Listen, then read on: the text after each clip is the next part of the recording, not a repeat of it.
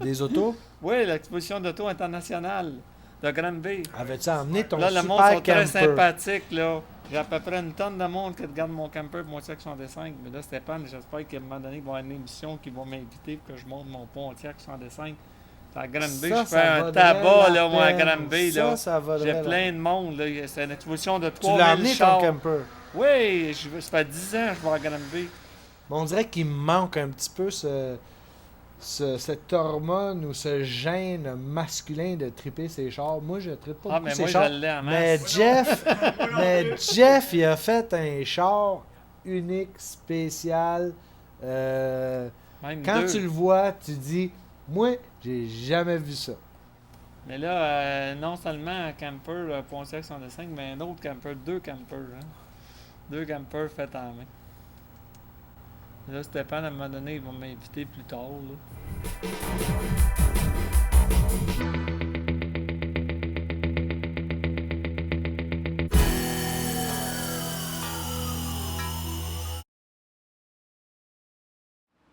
Bon, aujourd'hui, on va parler du camper à mon père, le Pontiac 1965, fait avec un automobile. Fait que c'est ça. Ben moi, je me rappelle, il y a des années, ça fait combien d'années t'as passé à la télévision à TVA avec Gilles Proulx à l'émission Tout un monde? Ça, c'était en quelle année, ça? Ça, c'est en 1975. 75, là, on est quoi? Quasiment en 2015, ça se peut quasiment pas. Il me semble que c'était peut-être un petit peu plus tard. Parce que moi, je me rappelle, j'avais peut-être, je sais pas, 8 ans, 7 ans. J'étais en haut du camper, la partie où c'est que tu couches dans le camper. Puis là, je lisais, là, puis je me rappelle, j'avais la caméra. C'est la première fois que j'avais une caméra sur moi. Fait que, ben c'est ça, on va commencer tout de suite. Pourquoi tu as eu l'idée de faire un camper, là? C'est parce que j'ai eu un accident en Ontario, à Perth, en Ontario. OK. Puis j'ai fait me mettre en sandwich. Ah! Je savais même pas ça. J'ai sorti du parking, il mouillait. J'ai rentré derrière un char qui était arrêté sur une lumière rouge. Là, il y a un autre char qui s'en venait au coton, puis il me met en sandwich. Je me rentre en arrière, puis j'étais écrasé sur l'autre Ah, auto. ouais, ouais. Puis là, j'étais bossé des deux bords. Là, au lieu de Fait que scraper ce char-là, tu as décidé Ben, de faire un camper avec ça? Et l'assurance, ils l'ont scrappé, puis ils m'ont donné l'auto. Ils m'ont donné 500 pièces. OK. Puis là, j'ai stationné ou parké mon auto à ce côté de la maison ici pour un an. Ah, En ouais. 1974 pour tout l'hiver. En sachant pas quoi faire avec. Au printemps, mais j'ai fait un dessin, puis j'ai dit au beau-père, es-tu prête à faire un camper avec moi? OK. Puis, Ça, c'est mon grand-père, ça. c'est c'est Jean ça. Saint-Jacques. ouais. Là, il était aidé aussi avec mon oncle. Ça, c'est du Jean-Pierre. côté de ma mère. Là. Non, c'est pas Jean. Ouais, c'est pas Jean-Pierre, c'est. Ouais, Voyons. C'est Yvan- Yvan Brodeur. Yvan Brodeur comme soudeur, mais Jean-Pierre, il nous a fourni les tubes pour faire la structure. Ah, OK, ouais, aussi. Puis il a fait une coupe de bébelles, comme les chaînes, les braquettes pour tenir les chaînes de la porte en arrière. Fait que toujours dans le processus de démolir le char pour le mettre prêt pour le camper, j'ai entendu dire que tu as coupé ça à la hache. Oui. Ça a Ouais, l'air c'est un ça. peu rudimentaire, mais je sais Ouais. pas. C'est un peu l'idée du beau-père, là, puis il dit ça va aller bien avec la hache, on va s'asseyer. Là, avec le marteau, puis ça a bien coupé. Ça. Mais de toute façon, on a coupé à 3 pouces du joint de la porte, il fallait avancer la boîte. Fait que où qu'on a coupé, c'est couvert. Non, de toute façon, tu c'est caché. avais des dessins techniques, là, comme le frame là, que tu as fait avec Yvan, parce que lui, il est soudeur. Oui, mais Fait que moi, là, j'avais fait mon dessin d'avance pour voir à peu près ce que je m'en allais, comment il faut que j'allonge le camper, Ok. d'à peu près 15 pouces, où que je vais mettre mes affaires, si ça rentre, tu sais. Savoir la longueur exacte. J'avais toutes mes mesures. Là. Et aussi, il y a eu pas mal de modifications. À un moment donné, ben, c'est ça, les enfants couchaient en arrière, parce que la porte, c'était comme un genre de pont-levis. Là. Parce qu'au début, il n'y avait pas de chambre en avant. J'avais pensé de faire la forme aérodynamique, mais par après, j'ai découvert 3 ans après que c'était pas beau, c'était débalancé. On perdait une chambre en avant pour les enfants. Ça fait que là, mais pendant 3 ans, les enfants couchaient sur la porte. J'ai pris les poteaux de la tente, je les ai modifiés pour que ça fitte avec la porte. Mais il y a eu des petits problèmes d'eau, il faut lui mettre un nylon en haut. En tout cas, 3 ans après, j'ai décidé de refaire le devant. En 1979, tu as rallongé le devant Ouais, c'est en ça, je parle. guise de chambre de coucher, donc les enfants ne couchaient plus en arrière de. Ouais. Ben, c'est disons, ça, je parlais tout à l'heure. Là. J'ai été rallongé sur le capot. Faire une forme assez aérodynamique, comme le devant, comme à 80 degrés, comme moins que 90 degrés. Ça, tu avais des dessins aussi que tu avais Oui, fait. j'ai refait mon dessin. Oui, c'est ça. Ben, il y a aussi un autre. Comme je dis, il faut toujours remettre le dessin sur la planche à dessin. Il faut toujours le. Ben, moi, j'ai vu un dessin qui avait juste en pointillé quelque chose. Il y avait comme. Tu avais déjà l'idée de le rallonger. Oui. Fait que c'est ça. Là, ben ensuite, en 2003, il y a eu un genre de landau. Moi, j'appelle ça le landau pour bébé. Là. C'est comme un peu comique. Là. Moi, c'est ça. C'est comme des arches. Ça, c'est un autre changement. Donc, tu as gardé le pont-levis et les chaînes. Sauf que tu as décidé de rajouter des espèces d'arches qui flippent, mais je peux pas vous dire en français, qui comme ça. Puis il y en a comme trois pour plus. Là, il y a comme une espèce de. C'est quoi? C'était du. C'était ça de tissu? C'était du cuirette. Cuirette blanc, cuirette à bateau. Puis ça se travaille mal. Hein, non, t'avais pas trop de misère. C'est le meilleur cuirette à bateau. Là. Mais installer ça prenait combien de temps? C'est ça l'affaire? Peut-être 15 minutes. Ouais, c'est ça. C'était peut-être un petit peu long. Parce qu'il fallait plier la cuirette. Il fallait aller le chercher en avant, le déplier, le mettre. Les barres, c'était facile. C'était tout, c'est ça. C'était tout stationné ou parqué sur la porte.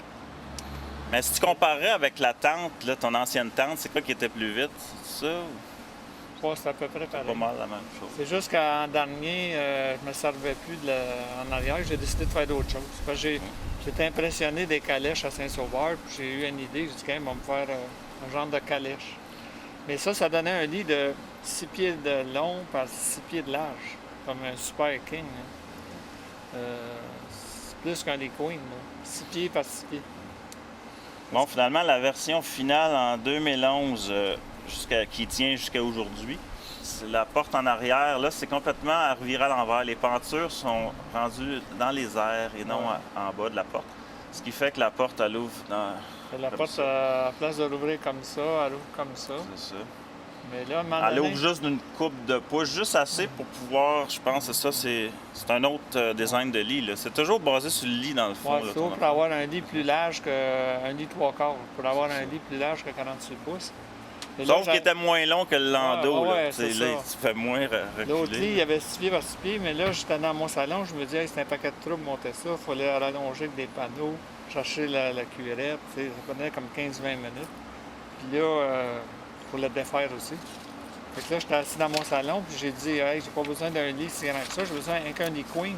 Puis entre un lit 3/4 et un lit queen, il y a juste 12 pouces, un pied. Fait que là, j'ai pensé de mettre 2 panneaux comme ça. Quand je déplie ma porte, j'ai mon pied. C'est tout automatique. Je tire la porte, le pied d'extra, il arrive automatique dans 30 secondes. Il me reste 3 coussins à mettre, puis bloquer ça crée un triangle par en dedans.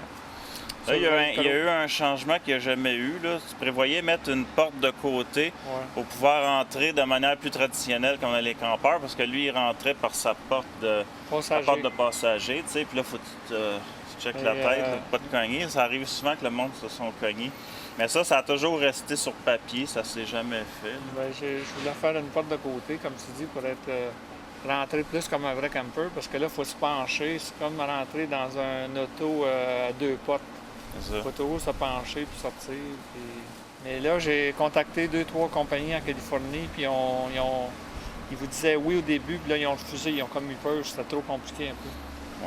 Mais ça aurait été une belle affaire. C'est pas fini. Je vais peut-être deuxième partie, l'évaluation puis les spécifications techniques. On est rendu dans la partie des caractéristiques techniques. Là, justement, selon les assureurs, c'est les données des assureurs, l'état est bon.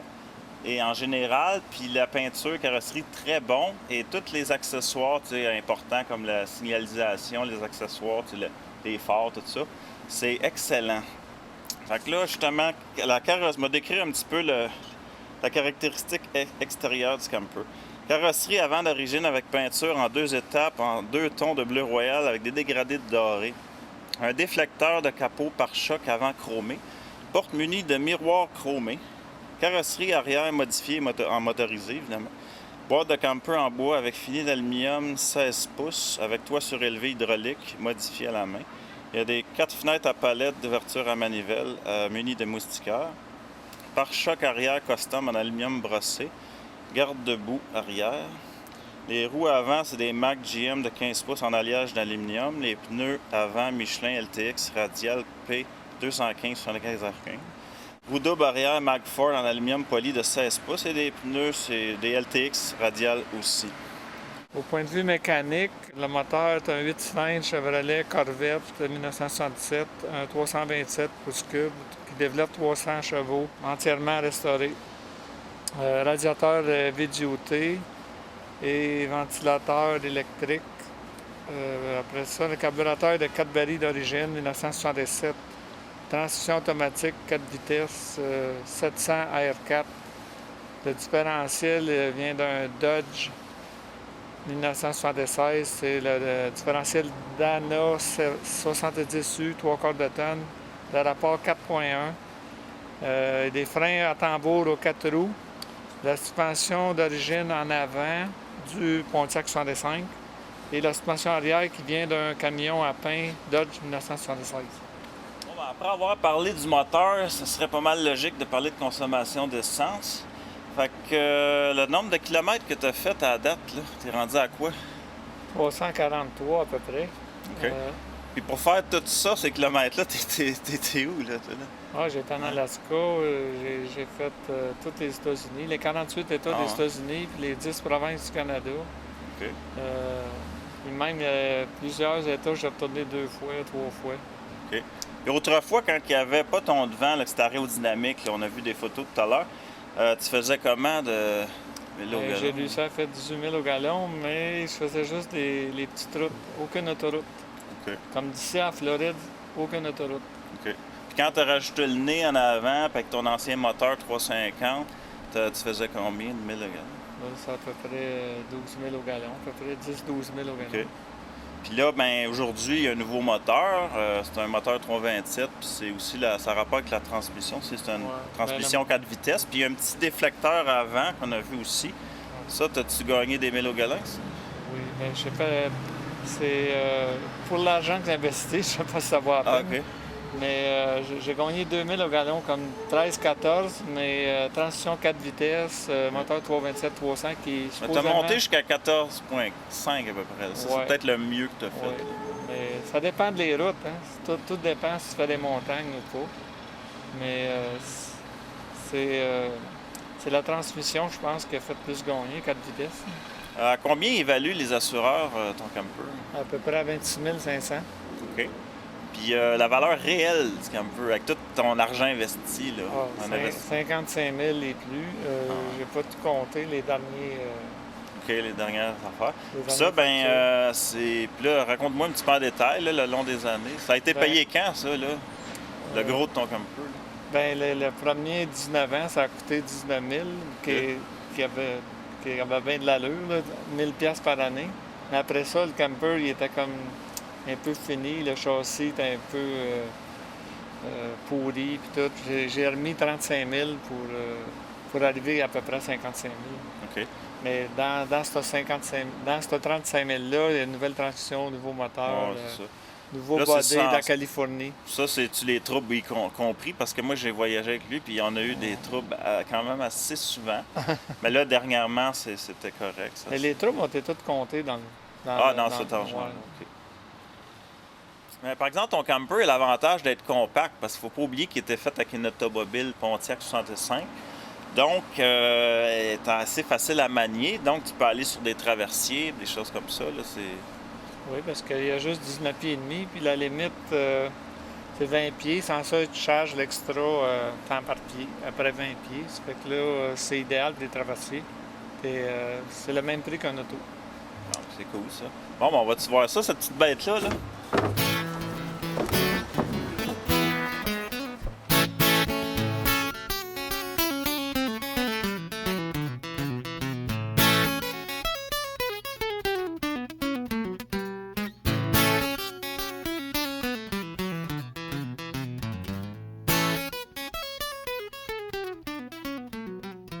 Le tableau de bord comprend un tactimètre d'origine, un volant chromé et des cadrans d'origine et aussi des cadrans modernes et un contour d'origine, plus une transmission à 4 vitesses automatique 700 R4. Deux bases stabilisatrices en aluminium qui sert à supporter la chambre avant et empêcher le pare-brise de craquer. C'est muni de 2 sièges baquets de Cavalier 1984 en velours bleu. On voit en ce moment, c'est la chambre qui a été rajoutée en 1979, une chambre pour les enfants qui fait partie de l'avant du camper. Ce panneau-là se relève pour dégager, quand on rentre dans le camper, dégagement pour la tête. Ça c'est la glacière, puis on met des blocs de glace dedans. Et ça, c'est le garde-robe. Originalement, il y avait un bucket seat à cette place-là. Ça, c'est les toilettes. C'est des toilettes chimiques. Portatives. Ici, j'ai un réservoir de 10 gallons avec l'eau marche en batterie. Pompe électrique. Bon, 12 watts. Puis ici, des armoires. Miroir. Et ici, c'est mon bar. Et aussi le poêle à 3. Le camper est muni d'un poêle au gaz propane et de fournaise au gaz propane aussi. Et ici un autre compartiment avec les ustensiles, des chaudrons.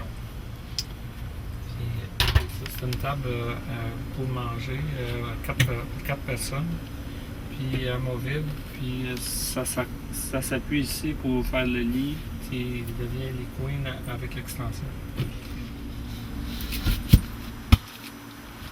Ça comprend 2 panneaux, un chaque bord. Et c'est fait un lit queen avec une extension de 1 pied. Dessous des bancs, il y a du storage sur les 2 côtés. Monter le toit, c'est hydraulique. Ça va mettre du bruit un peu, là, mais.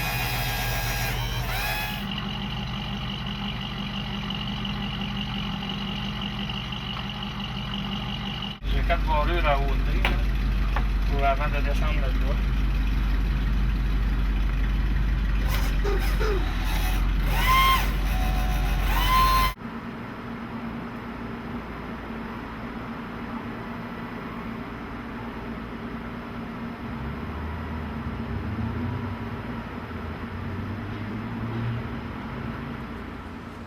Hey, ben c'est vraiment beau ton camper, on a vu ça, on vient de voir ça. Ça doit attirer bien des curieux, ça, dans un camping, ça.